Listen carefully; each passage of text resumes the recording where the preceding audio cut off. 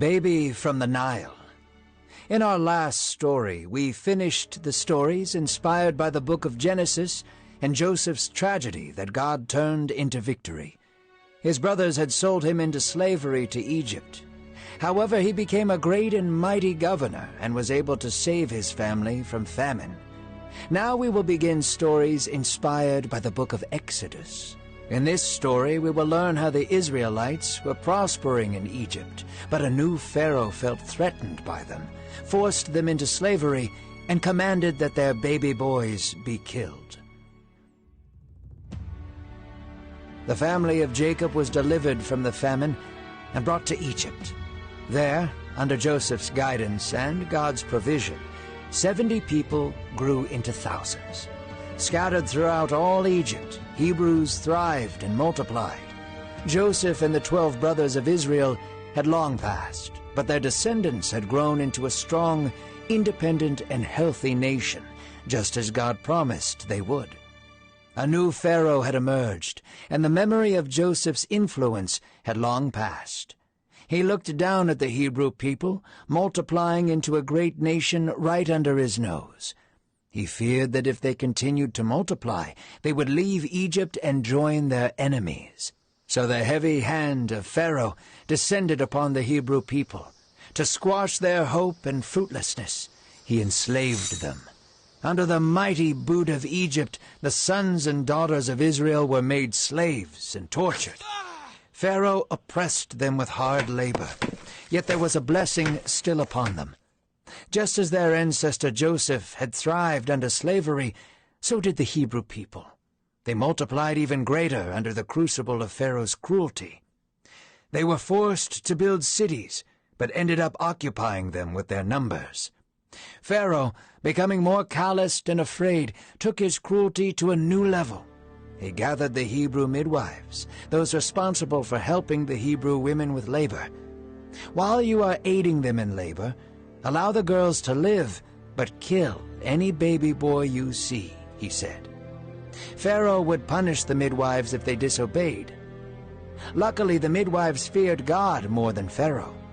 They would not do as he commanded. When Pharaoh saw that the boys were still being born, he gathered the midwives and asked, "Why have you disobeyed me?" The midwives, with the quiet confidence of someone who knows they did the right thing, simply said, "The Hebrew women are not like the Egyptian women. They are strong and vigorous, and have their babies so quickly that we cannot get there in time." They lied. Yet God blessed them. Pharaoh, determined to give in to the darkness and pride gripping his heart, used his power to enact a law God would never forgive. "Throw every newborn Hebrew boy into the Nile," Pharaoh decreed. And soldiers scattered throughout the city, pulling screaming children from their mothers' arms. The Nile had engulfed hundreds of babies.